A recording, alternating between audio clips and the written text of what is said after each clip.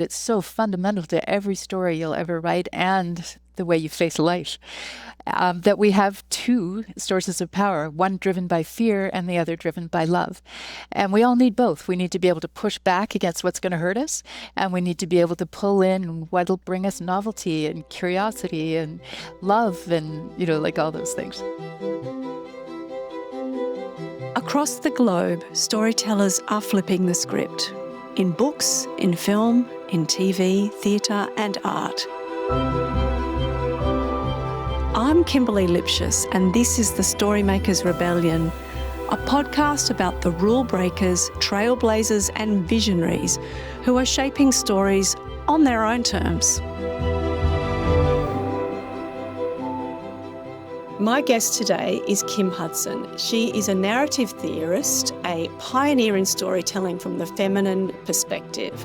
She's an author, a workshop facilitator, and she teaches around the globe. Her groundbreaking book, The Virgin's Promise, describes the untapped power of the feminine narrative voice. And it's an amazing book, well worth picking up.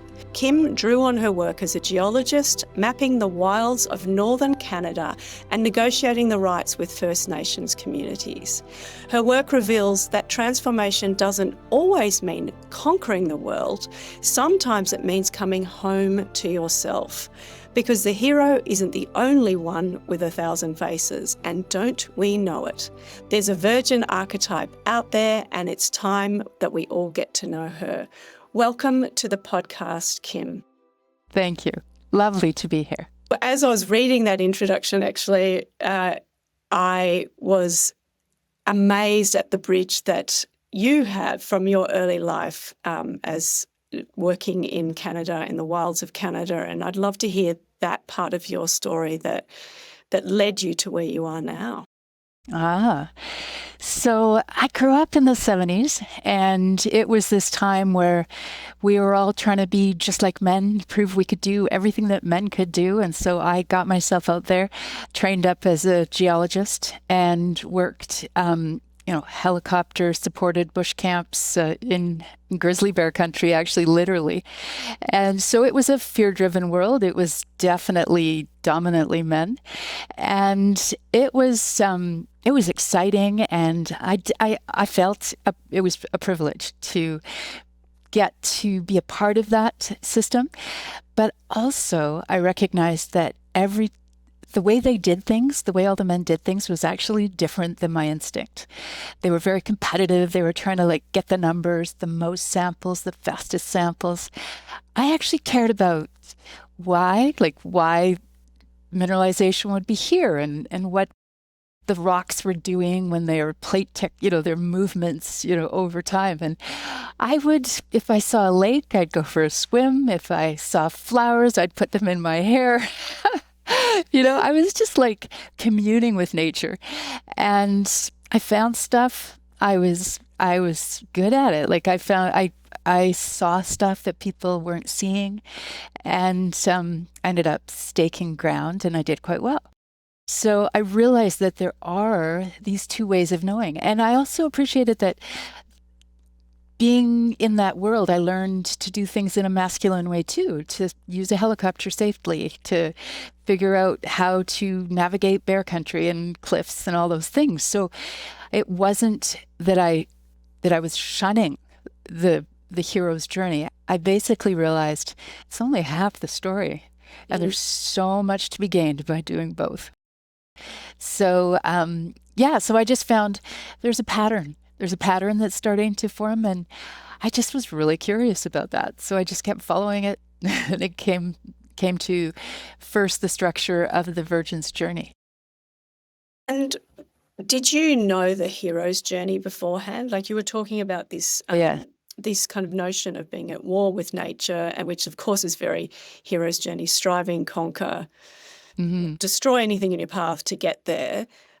Which I'm not meaning to belittle the hero's journey in that way, but there is some kind of parallel that obviously was lying dormant in you that was awoken early, that somehow with the hero's journey you've connected the dots. Where did that happen?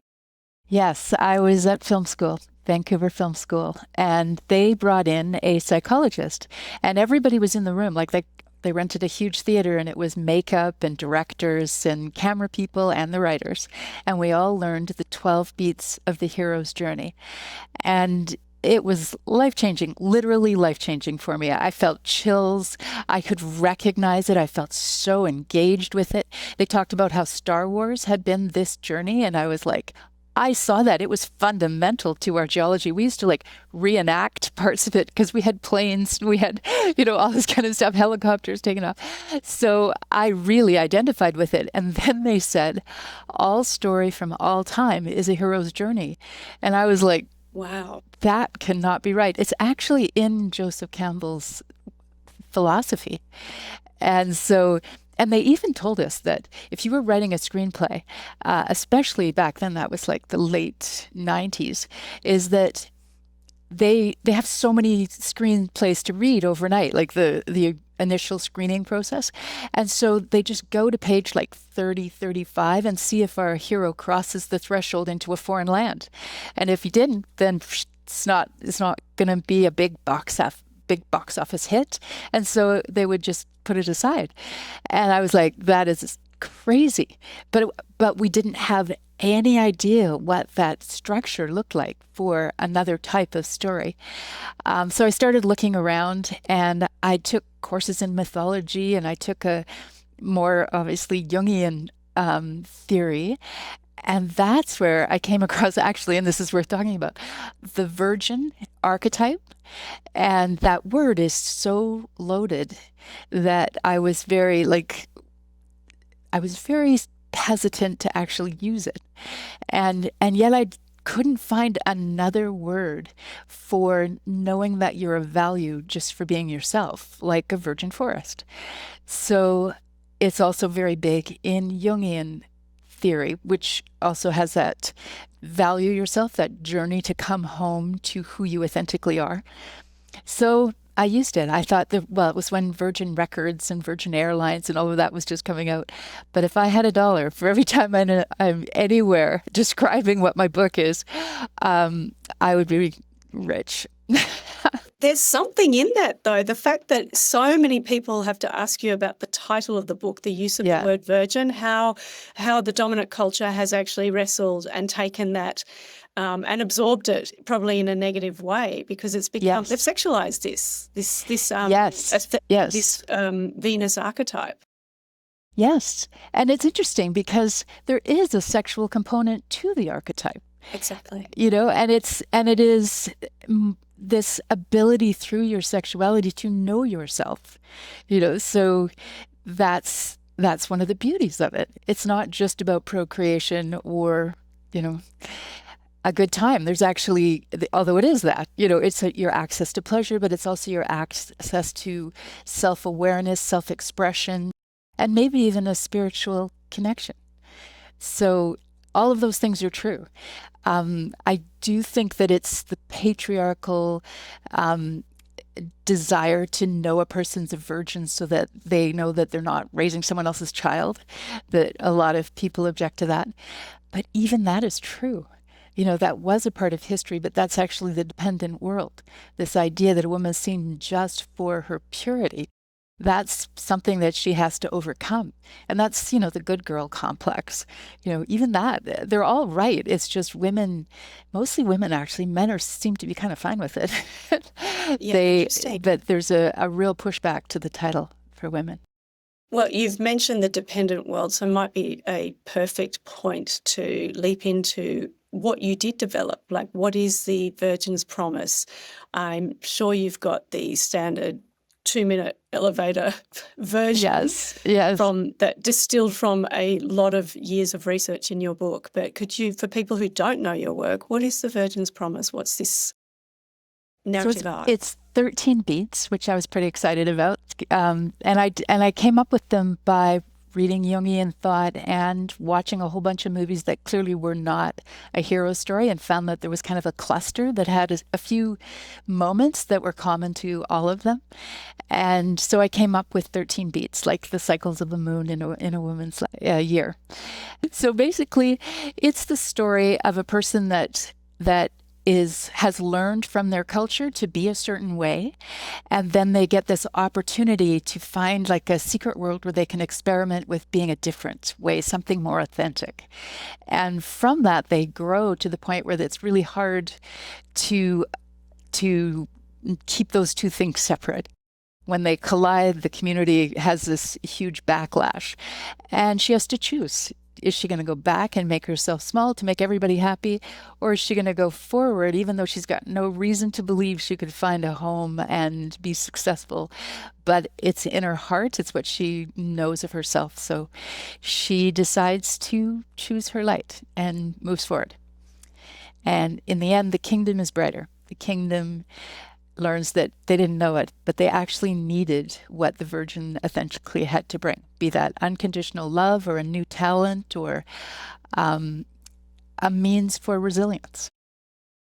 And is that, before she departs that place, you mentioned it's the dependent world. So that's the world that she kind of grew up in, the things that we swallow whole in our consciousness and just accept as normal, which Yes. may need breaking in a way. Yes. And it's basically the difference between being outward facing, where you're reading what the world wants from you and giving it to them, which is meeting people's needs, like making a connection. That's a feminine thing to do. But you need to do that from a place of connection to self. And it's just learning how to turn that camera around and recognize there is a whole world inside here that is my actual opinion, my sense of what brings me joy or curiosity, and that I could actually trust that. I could build a world where I practice being that and find joy and find that it's actually contagious. And that's what I find fascinating, what you were saying earlier about the page 32, where they haven't crossed a threshold. This is a very internal journey, which visually is perceived as not interesting. And yet audiences throughout the last few decades have proven completely otherwise with so many films. Yeah, lots of them are lower budget films that are winning Academy Awards. So, and big budget ones as well, that have this story of coming home to yourself. I actually think that we have this need to know ourselves in two ways. One is we stop being a child and we recognize the world is a dangerous place. And so what we have to do is learn to control our fear and take action anyway. And that's a hero story. And it's a nice linear story of 12 beats. The other form of relationship to self is that internal, authentic self, that's something that is inherently you. And it's nonlinear. These beats can happen in any order. You can repeat them. You can be like, I know one story where the kingdom gets brighter in the very beginning and the Virgin has to sort of catch up with her own success. So that's The Wife, if you ever wanted to watch that through a Virgin lens. Yes. Yeah. Oh, yes. And so we basically have to know from like our own internal self-guidance, which is love-driven, how to have a connection to self. And we also have to know from learning about the external world, the dangers, what our allies are, all those kinds of things, how to navigate physical dangers. And that's the hero story. I think you're touching upon the perceptions of power in the hero's journey versus the Virgin's. Do you want to speak into that a bit? Sure, I'd love to. Yeah, this was actually an insight I didn't have when I wrote The Virgin's Promise. And now I've realized that it's so fundamental to every story you'll ever write and the way you face life. That we have two sources of power, one driven by fear and the other driven by love. And we all need both. We need to be able to push back against what's going to hurt us, and we need to be able to pull in what'll bring us novelty and curiosity and love and, like all those things. So fear-based, what I call linear power, which is the hero's power, the definition would be to assert your will even against resistance. And obviously that's neutral on its own, but it could turn into a bad thing or a good thing. And the qualifier is not too much, not too little, just right. So if you do it too much, you're the tyrant, too little, you're the coward, just right's that hero in the middle. So on the flip side, if we're talking about power that's coming from our internal sense of self, love-based power, the definition would be know yourself, be yourself, and support others in doing the same, knowing themselves and being themselves. And it's interesting because there is no good or bad in knowing yourself. It's just an understanding if you are feeling connected or disconnected to yourself or to others. And in both cases, that is great information. If you feel like your instinct is telling you to disconnect, there might be a good reason for that. It might be that you have a limiting belief and you need to grow through it, or that you're in a situation that's not in alignment with your soul or your life's purpose. Or dangerous. Or dangerous, yes, which means get over to the linear thinking mode and assert your will, even against resistance. Yeah. So having this mindset where you have these two options puts you in the third space.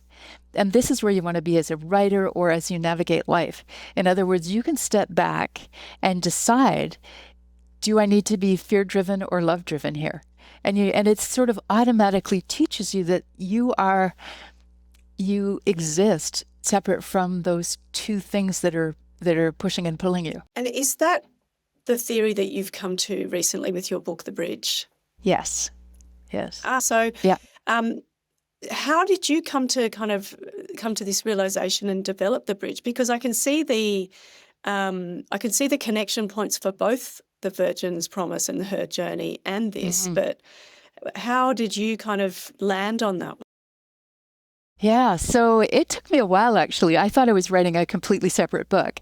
And then I realized, no, the Virgin's journey is a roadmap for how to connect to yourself, how to navigate a love-based world. And the hero's journey is how to connect to that externally facing self and navigate that journey. One's fear-driven, one's love-driven.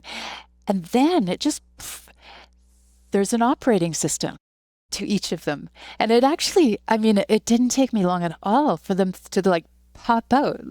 So one is that in the fear-based world, you're always pushing back against what you don't want to happen. Whereas in a love-based world, you're pulling in more of what nurtures you. In a fear-based linear world, you want to be objective. You use your feelings to give you an early warning of danger, but then you need to control them so that you can take action anyway. And you won't overreact or those types of things. So you want to control your emotions, be objective, set a goal, drive no matter what to get there. In the linear or the circular world, the love-based world, the Virgin's world, you actually trust your feelings. Your feelings are gold. Your gut instinct, what your heart wants, those are the things that will help you navigate when you're facing the unknown, when you're going to heal something, you're going to create something, new. All these things require you to really trust your feelings. Do not shut them down. Follow them. Learn what they're going to teach you. And then the last one is that there's this automatic filter in linear thinking, in the hero's journey of either or, that binary. Is this right or wrong? Is this better or worse? Am I higher or lower than that person? Is this a right or wrong decision? That doesn't exist in the love-based world. You're always saying yes and both. Two things come at you and where's the connection between those things? And why does that person feel that way? I'd like some depth in that. Give me more. Or I feel this way about that same subject. Let's look for a place where they overlap. That's the way you navigate. That's why social bonds are so important. As you've been talking, I've been thinking both from a film lens and a writing lens and also from a psychotherapy lens. And it's very much, I'm hearing and tying in attachment theory. So Yes. The anxious avoidant, the grip, the how is it, and, which is quite outwardly expressive, is also fear-based. And so is the avoidant, actually. It's like you were saying, it's in retreat. So both of those are an attachment. It's kind of the coward. Yes, correct. Yeah. And yet the healed attached person is what you're talking about. It's a loose grip, it's a curiosity hold, and there's a distance. So from a psychotherapy point of view, that makes complete sense to me, as well as from a writing point of view. Yes. Yeah. So you want to create that character on the screen. And the interesting thing is, as a writer, you need to figure out, is there a physical danger, or is this an emotional journey that will help that person like occupy more of their lives in an authentic way? Like, and that'll tell you which operating system. And sometimes it's both, and you need to like move from one to the other, which makes it really exciting when you're writing a story. But this tells you how to do it. Sorry, say that again. Well, this tells you how to do it. You know, like if you're in pushback mode, then okay, we're in the fear-based world. If you want to switch over, pull in. Figure out how you could introduce something where it's like, I'm curious about that, or I need to replenish myself, so I'm going to go and playful, or swim in water, or something that feeds me. I'm switching from the fear-based world to the love-based world. Magical. How could they both work, the Virgin's journey and this way of thinking, the linear and circular thinking? How can you layer them as a writer and unify them and straddle that bridge? Yeah. You know, it's interesting. There are crossovers built into the hero story and the Virgin story. So when you look at a hero story, it most often gets criticized by feminists that the woman is just an object. And actually, they are in an objective mode. They're looking for something to rescue, to prove the level of their heroicness. So it's the mindset that makes them do that. But when you're in a Virgin story, there's a moment where she has revealed her authentic self, and the masculine is able to recognize it and decide it's worth fighting for. To make a healed masculine, or does it take a healed masculine? Yeah, it's a healthy masculine. And it could even be the healthy masculine in yourself. We're not always like waiting for men to do this for us. If you ever saw Ever After, that's exactly where she determines, okay, I'm worth it. I'm going to stand up. I'm going to, really risk her life. She grabs a sword and she fights. But the idea is that there's two things that are being recognized. One is that when she reveals herself, they couldn't have come up with them themselves, but when she actually gives it a physical form, the masculine can recognize her value. And then the second is, they want there to be a place where she can exist in her true form. So whatever the world has to change in order to give her a space that she can be this wonderful person that she's now revealed, then that's what they're willing to die for. So that's where the crossover happens between those two stories. And it's basically the same moment through two different lenses, the masculine lens and the feminine lens. Why do you think that both, what you're talking about with the circular thinking, we live in the world of linear thinking, the hero's journey. Why do you think that this circular thinking until now has been so undervalued? Because I say until now because I think there is a huge awakening across the globe with people who may not have the language for this, but are waking up to, this hasn't served us, this way of thinking. But until now, why do you think it's been undervalued? Well, I think inherent to linear thinking is a couple of things. One is you're always pushing back against something that's different. So every time somebody steps in with something different, they shut her down. You talked about listening. The way linear people listen is as with this filter, is that on track with where I'm trying to go with my goal? If not, how do I discredit that? So they're not listening at all. They're talking. Well, yeah, it's not what we call listening in the feminine, right? Whereas we're trying to figure out when we listen, we've got an open heart, we want to understand, and we're willing to be changed by what another person says, because that would mean we actually form a connection. That's exciting for us, right? So those are two different ways of listening. And interestingly, I've described this to a guy, like a very, very linear engineer, and he had a tough meeting to go into. And I said, try this. Stop trying to make progress on your goal and just try and form a connection. And he says he needed her permission to drill. So he says, okay, well, ask where she's coming from on this application to drill. And I said, you're still trying to make progress. What do you have in common? And anyway, so he goes into it. He calls me later and he goes, oh my God, I couldn't believe it. He says, we were at a charity event together. I asked her how she'd enjoyed it. We started chatting away. And then and he'd even forgot, he said, suddenly I could hear what she was saying. Like I was actually listening to her. He said, I could not believe the difference. And that's when he told me he's always filtering. He's trying to say, okay, what's going to be an obstacle to my goal? He said, this was so different. And then she said, you know what, I got some questions, because she trusted him and she had questions and they figured it out. So he was just in shock. It just opens up that ground. It's like therapeutic listening. And I do remember a supervisor saying to me years ago, because I said, how do you intuitively know when someone's walking in the room? Because she's many years meditator. And she said, I don't listen with that. And I'm like, I don't know what you're talking about. But, 20 years later, I'm grasping it and trying to develop that in myself as well.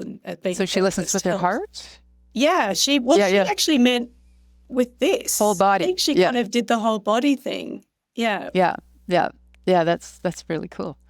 Yeah. So I think that's one of it, this either or filter. Also, it inherently is always pushing back against what it doesn't want, or what's different. But I also think that since the Industrial Revolution, it was all about productivity and efficiency. And those are linear outcomes. And we've just started to shape ourselves as people. But that back to not too much, not too little, just right, we've done it so much that we have this oligarchs, this people as robots, and then this idea that there might be actual robots and we don't need the people to do that anymore. Yes. And so this space has opened up and it's moving from too much to try and find just right again. And the only alternative is love-based, to be more love-based. But I don't think we're ever trying to get rid of fear-based. I do think we will always want to have it, to create the container, to provide safety, to ensure that whatever good is developed will be preserved and protected. So, but we need a balance. We so need, and I think you hit the nail on the head. We need language for the circular before people can actually start recognizing it and using it. I'm wondering, our youth-based culture, that it's almost like that for earlier stage of life, which is very much hero's journey, striving career. But we're so obsessed with our youth that we're severing the elderhood stage, which is the linear thinking. And so it's almost like we're keeping ourselves stuck in a developmental stage that's not allowing us to evolve. Yes. I actually think that childhood is one of the best places for developing the virgin story. So what's it name? To Kill a Mockingbird. That's just, you're right in the head of that virgin, open, curious, and it causes the whole community to evolve, with that inspiration. Whale Rider, another one where it's that childlike hasn't really learned the whole linear, just moving forward with what feels right. And I think, yes, there's another one. Wow, is that ever an interesting story? Brave. It basically gets back to what we were first saying, is that our sexuality teaches us so much. And she starts out with just the pure pleasure of it, and then she gets into the power of it, and it's actually going to get her, ahead of the world, get her some money, get her this and that. And then she starts in less what does it mean socially? What does it mean to feel? What does it mean to care? Suddenly all this emotion starts evolving in her. And then, hopefully a spiritual union in the end, some true love, that kind of thing. So we don't think enough about all the possibilities and purposes.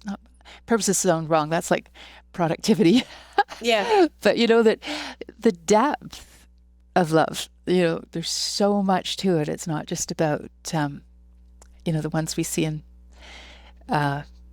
mating and excitement, that kind of thing.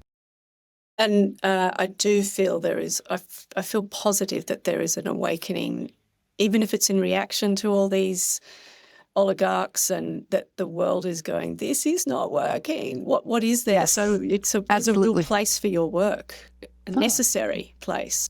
Thank you. Yes, yes, we definitely are ready. And I actually see leaders, Jacinda um, Adern. Ardern, yeah, is definitely an inspiration on that. Like the be kind. That's so love-based. Like know yourself and be yourself and then support others in doing the same. It's just wonderful. So maybe it might be worth tapping into some of the Virgin, going back to the Virgin's Promise and talking through some of those stages. And I think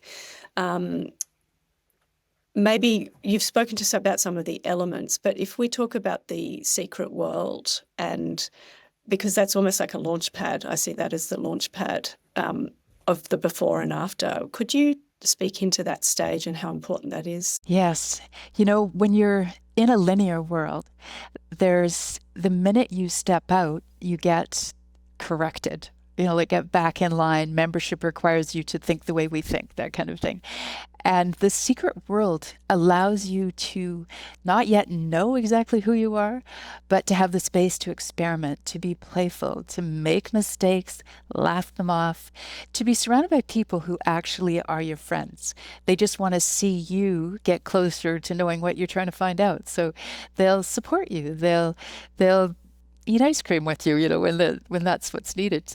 So that's the kind of world, and it's not the whole world, but it's a place where when you're there, fear is suspended. And that's what opens up that crack for real exploration of all these love-based factors. And you've used the word secret very mindfully.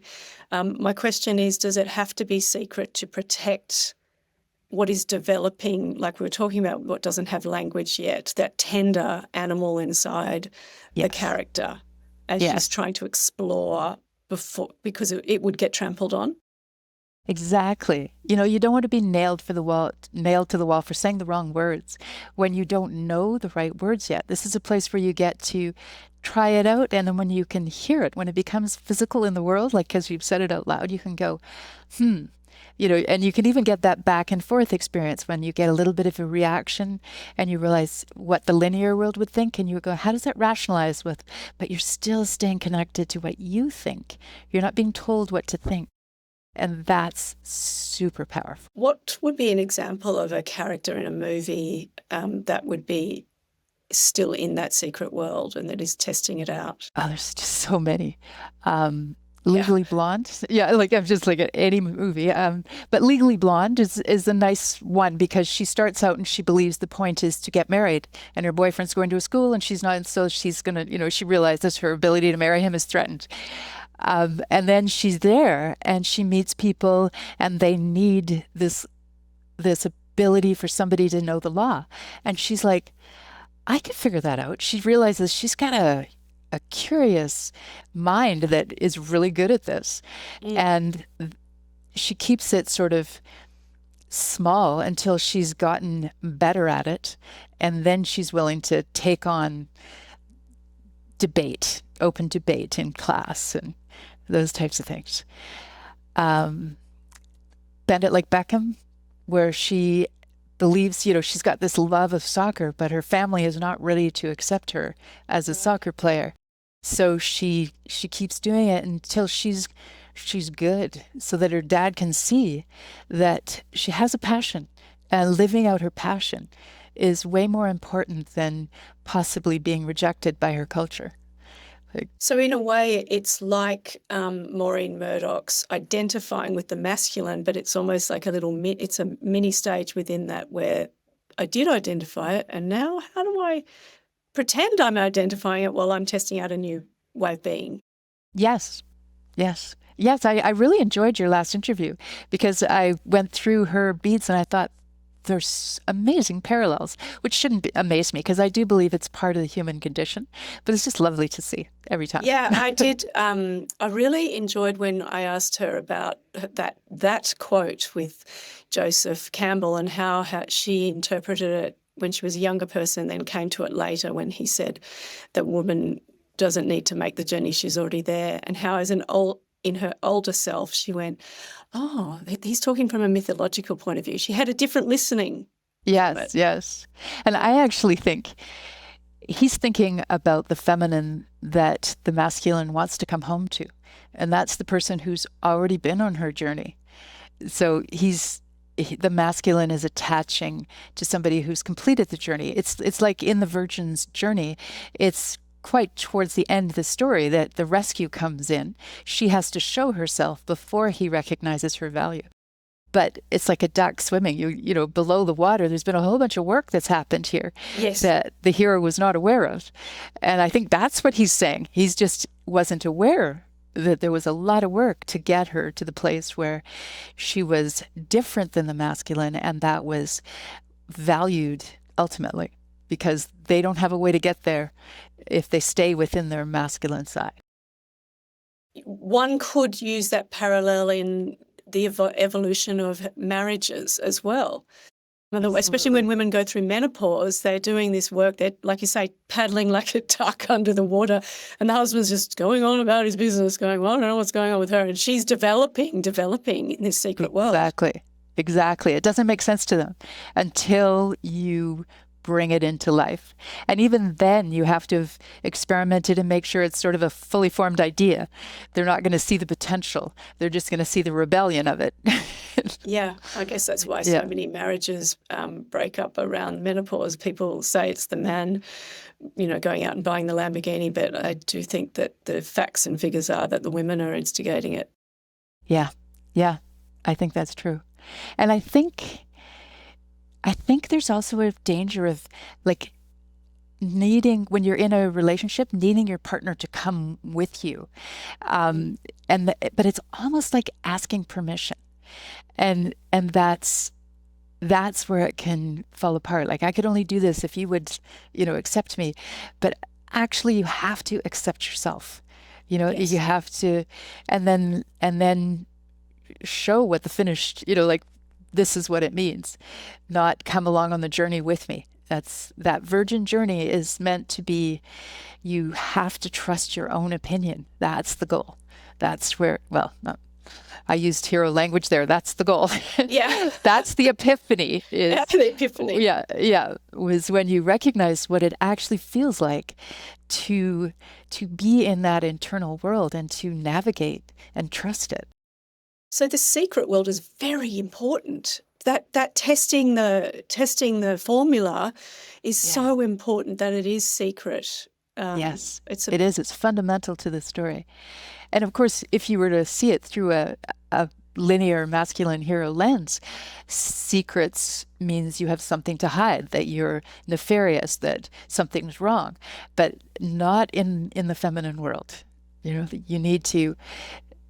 I think a good relationship is where you know yourself, and then you cross the distance between you and somebody who is not you. In other words, you need to like have that difference to make it exciting, to be, what is it? Is it codependent? Like, that's bad. But the one where you know that you're two halves of a whole, that one does this well and you appreciate that, and the other brings this, and that makes us connected. Yeah. This is the thing that I'm kind of landing on. You can only write to the development stage that you are at. Be it doesn't matter what genre you are writing. And so all these interviews that I'm doing, I'm seeing how important it is that we do the inner development, and at the same time that your narrative map works brilliantly for if you are writing a film, so they can run in tandem. Yes. And the beauty is, if you're on your personal virgin's journey, you can keep hope. You know, like, you'll know, oh, this is no longer fits her world. This is why I suddenly have this discomfort. It means I've grown. And so you can actually take heart and just stick with the discomfort and keep moving forward, trusting that inner voice, and trust that it'll get you somewhere that you need to be, even though it might get messy. Even though it probably will get messy. It probably will, yes. Which actually brings up this question of conflict. And there is a huge difference between hero story conflict, which basically means obstacles to your goal. People that are trying to assert their will, and you're asserting, you know, it's this pushing match. And so in writing a hero story, we just keep upping the degree of difficulty, and that shows a greater heroic effort, a greater ability of the allies, that kind of thing. That is not the case in a virgin story. And I even question if it's conflict that we're looking at, like no longer fits her world, is discomfort, but it's actually the birth of an alignment with self that's happening, and it's causing a ripple of discomfort in the other world. And then there's where she actually decides that she doesn't have to believe those things that kept her small. And that's a connection. That's her own connection to herself. Now there's a community backlash, and there's the kingdom goes into chaos. But actually, that's their journey. The kingdom needs to change so that eventually it can catch up with her. But that's just a synchronicity. That's not actually her conflict to fix or overcome. If I think of Poor Things, the movie Poor Things that we were talking about earlier, everything you were just saying is it's almost like the moment when Bella is on that boat and she meets that elder woman who really doesn't give a crap about anything that the world thinks of her. Right, the crowd. That's the beginning of that. And obviously her lover is very put out. And the end stage that you were talking about is when she does go to Paris and starts exploring her sexuality. It sounds like that tracks very much the Virgin's story. Yes, it does, very much. Yeah. Yeah, with that sexual lens. You're talking about it's not conflict, because it's not in a conflict with her, but exactly. It's discomfort. It's a discomfort. Yeah. So I think a big mistake writers make is that they've been told conflict is how you engage your audience. And it is not true for a virgin story. Don't keep building hardship. As a matter of fact, what we need on the screen is moments of her connection to self, and these are joyful. And these are where she actually finds that there is a place where love rules. And so she'll find out, what? I really love it when I'm singing, or when I'm riding a whale, or when I'm dancing. And then there's conflict, there's dissatisfaction from her community, and that is, back and forth. But do not skip the parts where she's connecting to herself, happy among friends. These are the high points. These are the emotional highs of a virgin story. For writers in the audience who are thinking about, okay, I'm not going to do the goal-based conflict like Kim Hudson was saying, it's so ingrained in us, what advice would you give for someone to not fall into that trap, to mindfully go, I'm going to do it this way? Or I would say that you realize in a virgin story, you're facing the unknown, and the end is the conversion of the unknown to the known. So, and that known is, who am I? Why is this meaningful? That's the question.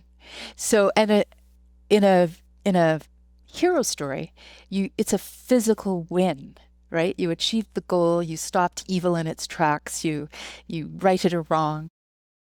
In a virgin story, it's about, I did this internal emotional growth. And there's ways you show that. And that's the key to the 13 beats. And the key ones are, you have to show that there is a dependent world, and she can create a secret world so that she can move back and forth. You need this, there is what is, and there is what could be. So you have to start with that. But a person doesn't just wake up one day and go, yay, this is so much easier now.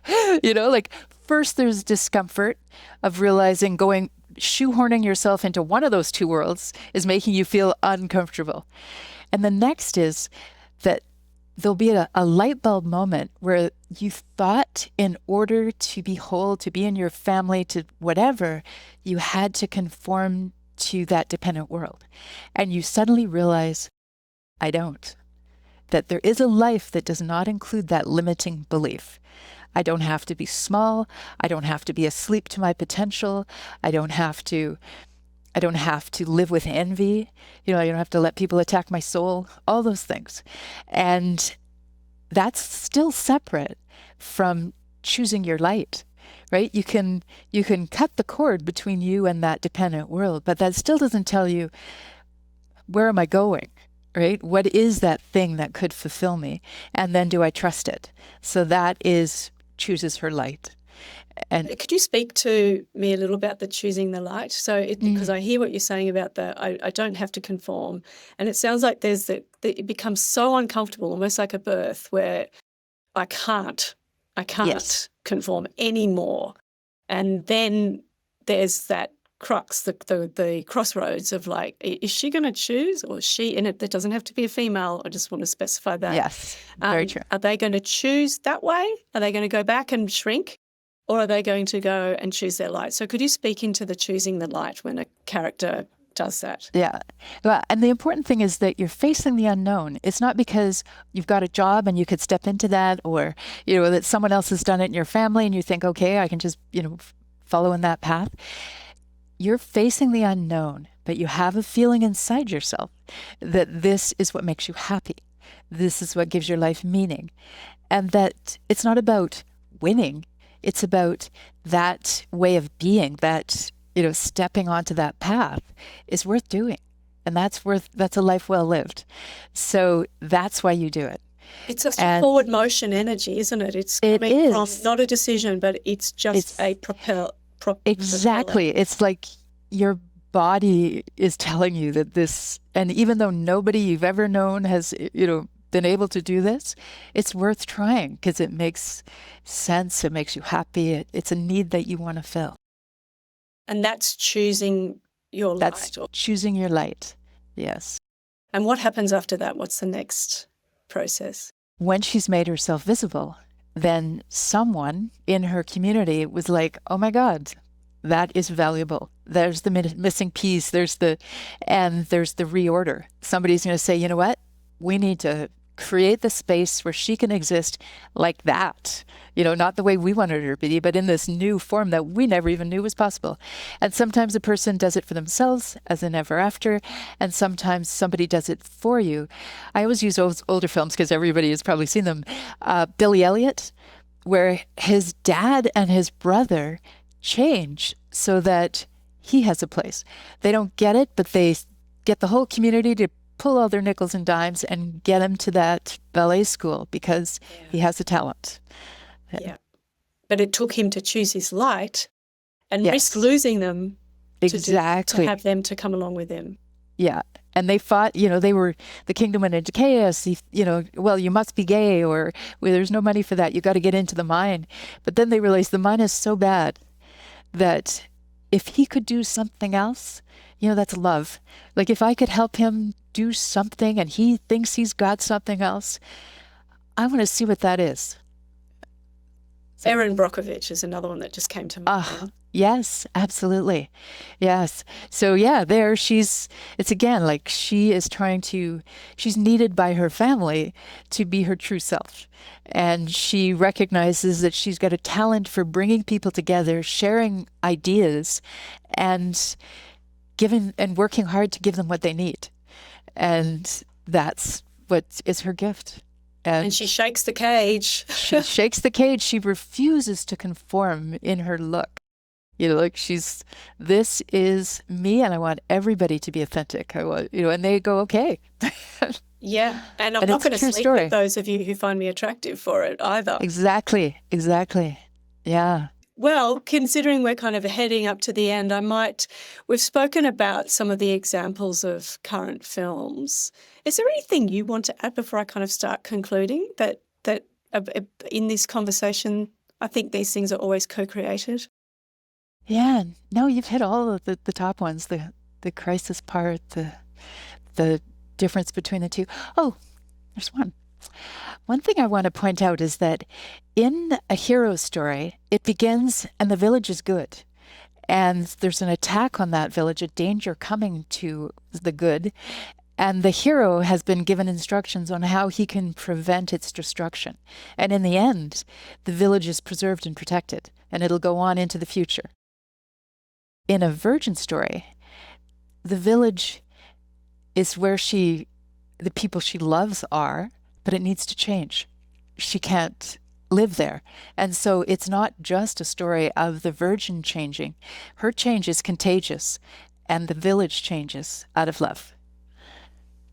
So there's I see a lot of that on social media at the moment in response to all the dark triad of what's happening, what could pull us all down as a human race, climate change, the capitalism gone mad, and the wars and conflicts. I see the village is responding with love and going, we've got to change. Yes. And there is a awaken. That's what I was talking about, the awakening. Yeah. Yeah. And the hero story preserves and protects what already exists. That's why the Virgin has to show herself before it can take any action. The Virgin teaches us how to face the unknown, how to trust your gut, your heart, and to keep moving based on that guidance, and that will take you. And I never told you that Virgin power to know yourself, be yourself, and support others in doing the same. There's a qualifier that goes with that, and that is whatever is in your heart will grow and be contagious. And that's where its power is. When you offer kindness, that person feels warmed and rejuvenated, and they will offer kindness in ways you never expected. It's contagious. It just gave me goosebumps. Yeah. that landed. That's wonderful. Yeah. What would I always ask every guest, if you had a Virgin's wand in this case to change the world, what would you put into it? Or I would probably go with the one I just said, kindness. If we offered kindness, we would have probably an end to war. You can't be kind and actually try and kill people. Yeah. We would also get rid of mental lack of well-being, lack of belonging, all those things. I think we start connecting our heart to people, and they connect to other people, and it's contagious. And here's to that. Kim Hudson, thank you so much for being my guest. I have taken so much from this conversation. It's been really lovely. Thank you. Thank you. The Storymakers Rebellion is created on the unceded lands of the Bundjalung Nation in New South Wales, Australia. For tens of thousands of years, storytellers have nurtured a kinder, more connected world. Thank you for listening.